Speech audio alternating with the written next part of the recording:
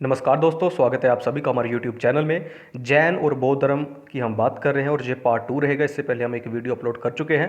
तो आज का देखिए पहला प्रश्न रहेगा कि जैन धर्म के संदर्भ में कौन से कथन असत्य हैं, कौन सा कथन जो है वो गलत है। तो देखिए इसका जो राइट आंसर, शायद ये प्रश्न हम पहली वीडियो डिस्कस कर चुके हैं, तो इसका जो राइट आंसर रहेगा ऑप्शन बी, देवताओं का अस्तित्व स्वीकार नहीं किया गया। ये कथन क्या है? गलत।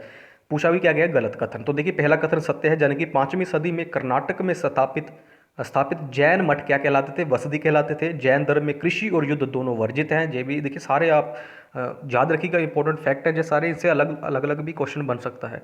इसके अलावा जो डी है, चंद्रगुप्त मौर्य ने जीवन के अंतिम वर्षों में जैन धर्म अपनाकर कर्नाटक में जैन धर्म का प्रसार किया।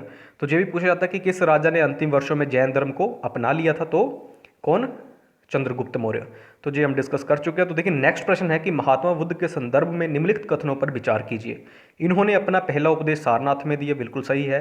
उनके उपदेश आत्मा और परमात्मा के विषय में होते थे, तो ये कथन गलत है। बौद्ध धर्म में आत्मा और परमात्मा के कॉन्सेप्ट को स्वीकार नहीं किया गया है, तो ये कथन गलत हो जाएगा। और तीसरा कथन भी सत्य है, उन्होंने दुख की निवृत्ति के लिए अष्टांगिक मार्ग को जरूरी बताया है। तो पूछा गया कि उपर्युक्त कथनों में कौन से कथन सत्य है, तो कौन कौन से कथन सत्य हो गए? पहला और तीसरा, दूसरा कथन गलत है। तो जो राइट आंसर रहेगा 1 और 3।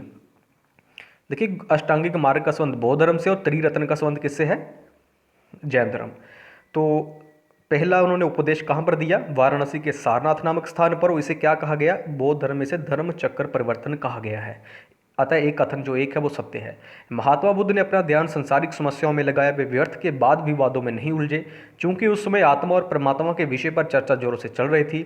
बुद्ध कहते थे संसार दुखमय है, मनुष्य की इच्छाएं दुख का कारण है, अगर इन पर विजय पाई जाए तो मनुष्य का निर्वाण संभव है। इसलिए जो दूसरा कथन है वो क्या है? असत्य, गलत है।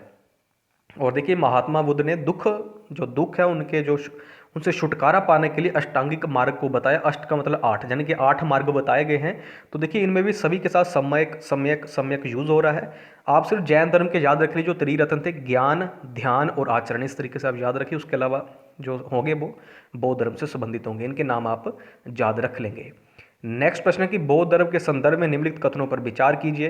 पहला कि वे मध्यम मार्ग को मानने वाले थे, बिल्कुल सही है। वे ईश्वर और आत्मा को नहीं मानते थे, जो मैं इससे पिछले क्वेश्चन पर आपको बता चुका हूं। तो दोनों ही कथन क्या है? सत्य। और पूछा क्या गया है कौन से कथन सही हैं?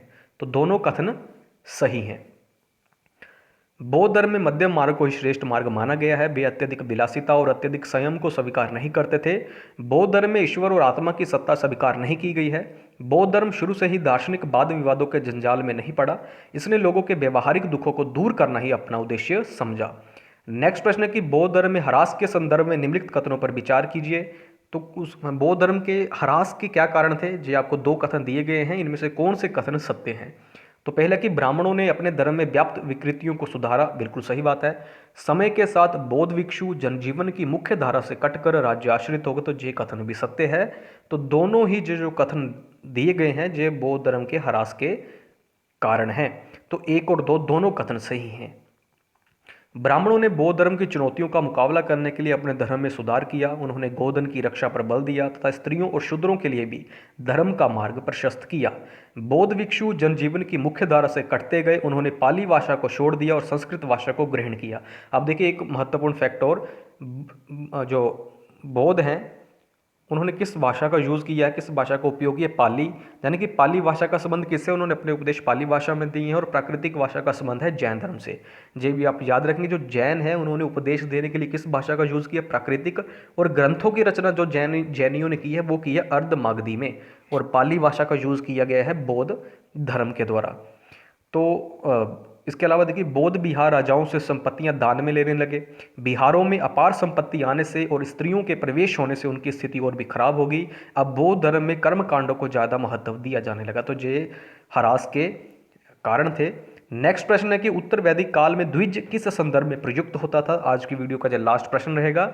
इसके बाद एक और वीडियो आएगी, पार्ट 3 आएगा, उसमें हम ये पूरा जो टॉपिक जो हमने शुरू किया ये पूरा हम कंप्लीट कर लेंगे। उत्तर वैदिक काल में द्विज किस संदर्भ में प्रयुक्त होता था? तो किसके लिए? उच्च वर्ण के लिए द्विज शब्द का यूज किया गया है। वैदिक काल में 2 उच्च वर्ण कौन कौन से? ब्राह्मण और क्षत्रिय। को द्विज कहा जाता था। द्विज को जनेऊ पहनने का और वेद पढ़ने का अधिकार था। वैश्य को भी द्विज समूह में शामिल किया जाता था, परंतु शूद्रों को इससे वंचित रखा गया था। तो आज की वीडियो में इतना ही। आई होप आपको जो वीडियो अच्छी लगी होगी, तो इसे लाइक कीजिएगा, शेयर कीजिएगा, और अगर चैनल पर पहली बार आए हैं तो चैनल को सब्सक्राइब भी जरूर कर लीजिएगा।